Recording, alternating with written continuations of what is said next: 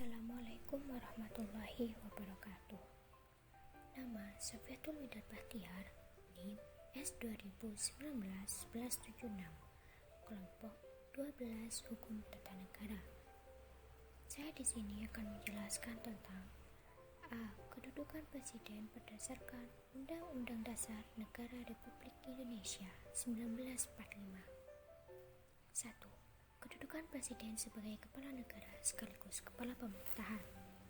Dalam sistem pemerintahan presidensial, tidak hanya menetapkan Presiden sebagai pusat kekuasaan eksekutif, tetapi juga kekuasaan negara. Artinya, Presiden tidak hanya sebagai Kepala Pemerintahan, tetapi juga sebagai Kepala Negara. Kedudukan Presiden dalam sistem pemerintahan presidensial berdasarkan UUD NRI tahun 1945 tidak dipisahkan sebagai kepala negara sekaligus kepala pemerintahan. Dalam artian, kedudukan sebagai kepala negara sekaligus kepala pemerintahan melekat di satu tangan seorang presiden. Dalam pasal 4 ayat 1 yang berisi, Presiden Republik Indonesia memegang kekuasaan pemerintahan menurut Undang-Undang Dasar. Maksud dari kekuasaan pemerintahan menurut ketentuan tersebut adalah kekuasaan eksekutif. Dengan demikian, Presiden memegang dua kekuasaan sekaligus, yaitu kekuasaan kepala negara sekaligus kekuasaan kepala pemerintahan. A. Presiden sebagai kepala negara. Presiden sebagai kepala negara tetap kuat dan melekatnya kekuasaan yang tidak dimiliki oleh lembaga negara lainnya. Kekuasaan yang dimiliki Presiden sebagai kepala negara dalam sistem pemerintahan berdasarkan UUD NRI tahun 1945 diantaranya sebagai berikut. A. Presiden memegang kekuasaan asli. Kedudukan kuat Presiden dalam sistem pemerintahan presidensial salah satu faktornya adalah karena Presiden berkedudukan sebagai kepala negara dan memegang kekuasaan yang tidak dimiliki oleh lembaga lainnya. Meskipun lembaga tersebut juga mendapatkan mandat langsung dari rakyat, semisal parlemen. B. Presiden sebagai Panglima Tertinggi Angkatan Bersenjata. Pada pasal 10 UUD NRI 1945 menyatakan, Presiden memegang kekuasaan yang tertinggi atas Angkatan Darat, Angkatan Laut, dan Angkatan Udara. Kekuasaan tertinggi Presiden dalam Angkatan Bersenjata yaitu Presiden berkedudukan sebagai Panglima Tertinggi Angkatan Bersenjata. Diperjelas dalam pasal 14 UU nomor 3 tahun 2002 yang secara eksplisit ditegaskan kewenangan Presiden sebagai Panglima Tertinggi TNI, di mana Presiden satu-satunya yang berwenang dan bertanggung jawab atas pengerahannya kekuatan TNI, meskipun dalam menghadapi ancaman bersenjata dan diperlukannya persetujuan dari DPR. C. Presiden memiliki kekuasaan memberikan pengampunan. Kekuasaan Presiden lainnya yang menjadi konsekuensi kedudukan Presiden sebagai kepala negara adalah kewenangan Presiden untuk memberikan pengampunan. Dalam teori hukum ketatanegaraan, pengampunan Presiden dibedakan menjadi 4 macam, yaitu gerasi, rehabilitasi, amnesti, dan abolisi. Ketentuan kewenangan Presiden memberikan 4 jenis pengampunan tersebut dapat ditemukan dalam pasal 14 UUD NRI tahun 1945 yang berbunyi 1. Presiden memberi gerasi dan rehabilitasi dengan memperhatikan pertimbangan Mahkamah Agung. 2. Presiden memberikan amnesti dan abolisi dengan memberikan pertimbangan Dewan Perwakilan Rakyat. B. Presiden sebagai Kepala Pemerintahan. Presiden sebagai Kepala Pemerintahan memiliki makna bahwa Presiden memiliki kekuasaan untuk melaksanakan undang-undang. Melaksanakan undang-undang memiliki pengertian yang luas, tidak hanya kekuasaan untuk membuat peraturan pemerintah dan peraturan Presiden sebagai sarana untuk melaksanakan undang-undang. Namun, secara substansial, melaksanakan undang-undang sebagai makna kekuasaan untuk mencapai tujuan negara. Dapat dikatakan pula secara formal kekuasaan presiden dalam melaksanakan undang-undang adalah kekuasaan untuk membuat peraturan pelaksanaan undang-undang, yaitu peraturan pemerintah dan peraturan presiden. Namun secara material, kekuasaan melaksanakan undang-undang adalah mencapai tujuan negara. Apabila disederhanakan, kekuasaan presiden sebagai kepala pemerintahan atau kekuasaan melaksanakan undang-undang mencakup kekuasaan sebagai berikut. A. Kewenangan membuat peraturan pemerintah dan peraturan presiden. Kewenangan presiden membuat peraturan pemerintah dan peraturan presiden dalam UUD NRI tahun 1945 sebagai sumber kekuasaan yang besar.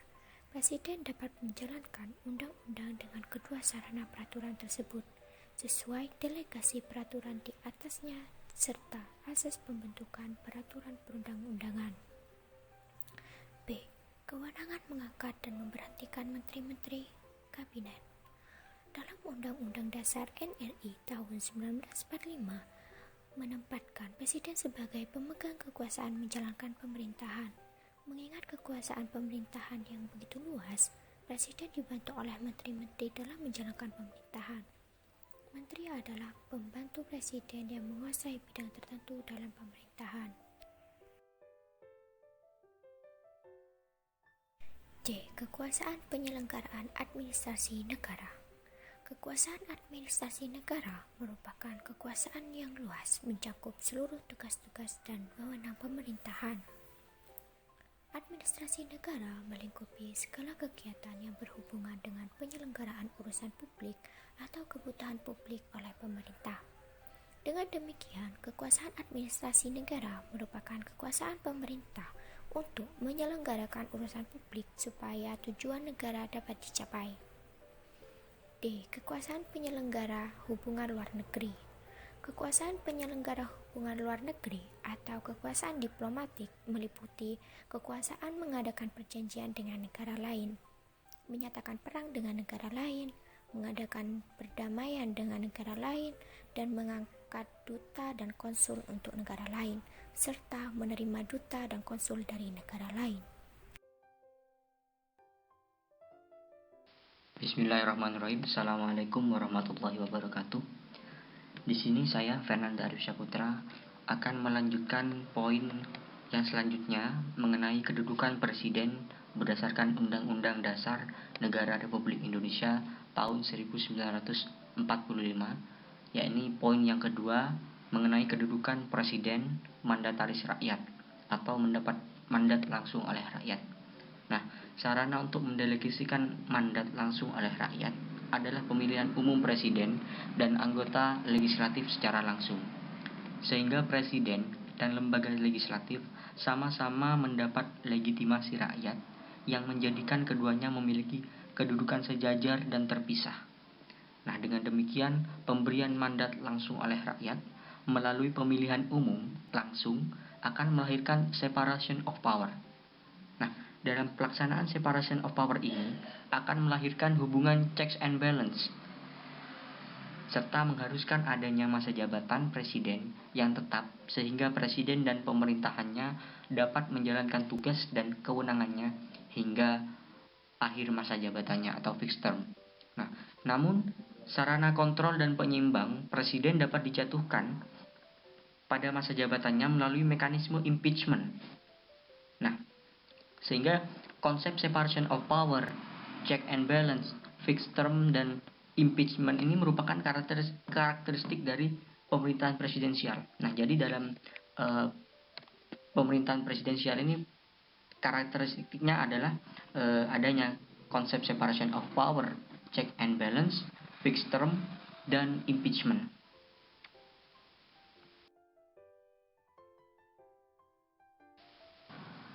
Baik, poin yang selanjutnya yaitu nomor 3, kedudukan presiden sebagai pemegang kekuasaan legislatif. Secara eksplisit, memang kekuasaan legislatif berada dalam tangan Dewan Perwakilan Rakyat, sebagaimana ketentuan pasal 20 ayat 1 yang berbunyi Dewan Perwakilan Rakyat memegang kekuasaan membentuk undang-undang. Apabila dipahami secara harfiah, jelas DPR-lah satu-satunya yang memiliki dan memegang kekuasaan legislatif. Sehingga dengan adanya ketentuan pasal tersebut, beberapa ahli banyak yang berpendapat bahwa telah terjadi pergeseran substantif kekuasaan legislatif dari tangan presiden ke tangan DPR. Perubahan bahwa presiden memegang kekuasaan membentuk undang-undang dengan persetujuan DPR, sehingga presiden berhak mengajukan rancangan undang-undang kepada DPR yang telah mengurangi secara signifikan kekuasaan presiden dalam membuat suatu undang-undang. Akan tetapi, dalam pelaksanaannya pembuatan undang-undang itu tidak benar-benar berada di tangan DPR. Karena dalam setiap proses pembuatan undang-undang tersebut harus juga melibatkan peran presiden sebagai pemegang kekuasaan eksekutif.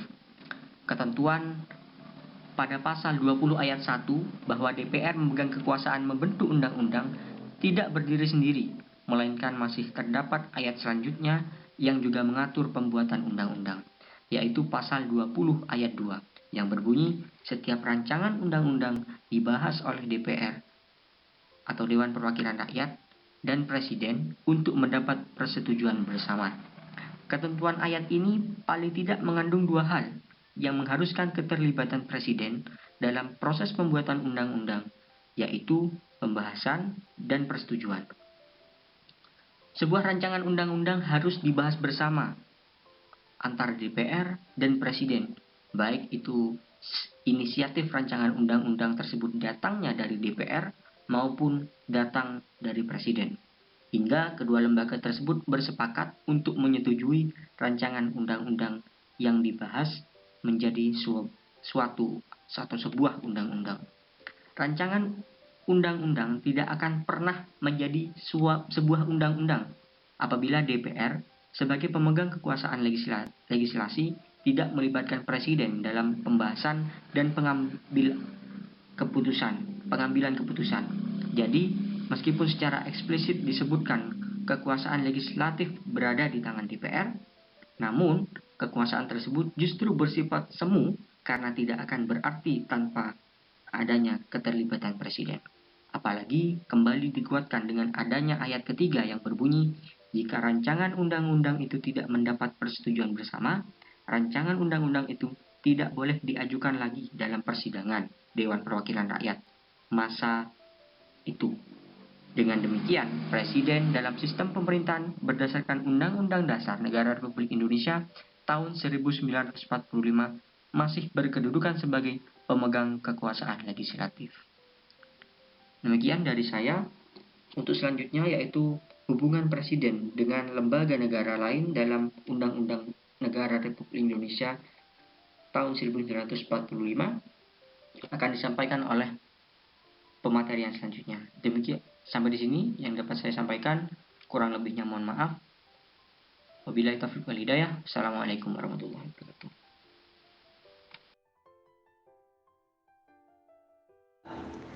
Kemudian yang selanjutnya, hubungan Presiden dengan lembaga negara lain dalam Undang-Undang Dasar Negara Republik Indonesia 1945.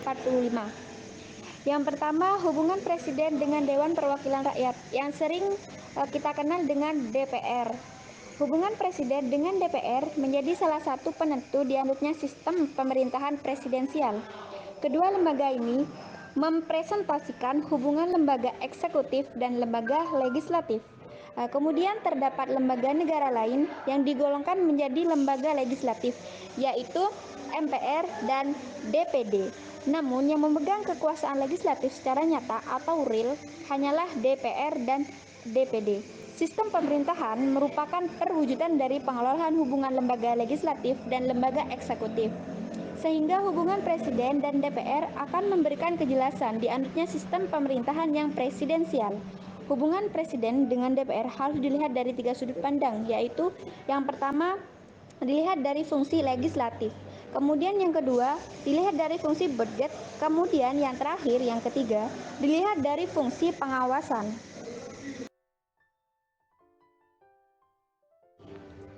Kemudian yang kedua, hubungan Presiden dengan Majelis Permusyawaratan Rakyat yang disingkat MPR.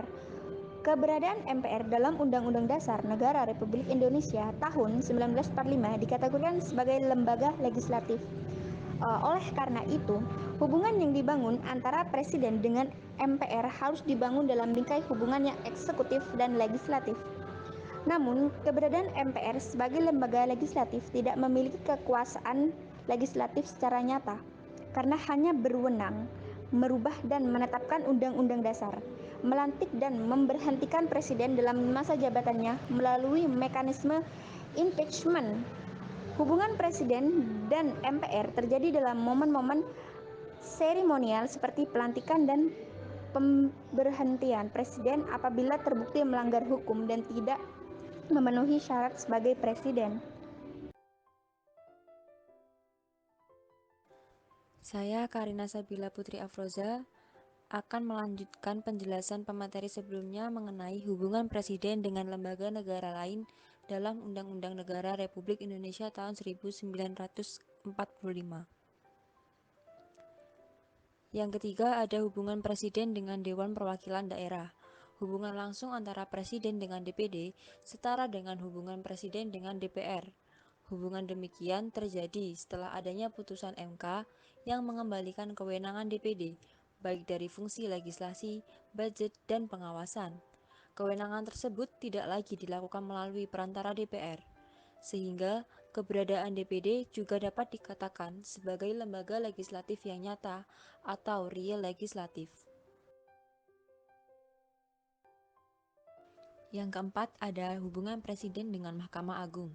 Hubungan presiden dengan Mahkamah Agung berada dalam bingkai hubungan eksekutif dan yudikatif, yaitu presiden sebagai pelaksana undang-undang dan Mahkamah Agung bertindak mengawasi setiap pelaksanaan undang-undang dan mengadili apabila terjadi pelanggaran pelaksanaan undang-undang. Selain itu, hubungan presiden dengan Mahkamah Agung juga terjadi dalam proses pengujian peraturan undang-undang di bawah undang-undang terhadap undang-undang. Dalam hal ini, diantaranya berupa peraturan pemerintah dan peraturan presiden. Hubungan langsung ini dapat menjadi sarana pengawasan oleh Mahkamah Agung terhadap setiap peraturan yang dibuat oleh presiden, sehingga menutup kemungkinan presiden menyalahgunakan kewenangan dan pelanggaran hukum. Yang kelima ada hubungan presiden dengan Mahkamah Konstitusi. Kewenangan pengujian yang dimiliki oleh Mahkamah Konstitusi dapat mengawasi DPR sebagai pembuat undang-undang dan presiden sebagai pelaksana undang-undang.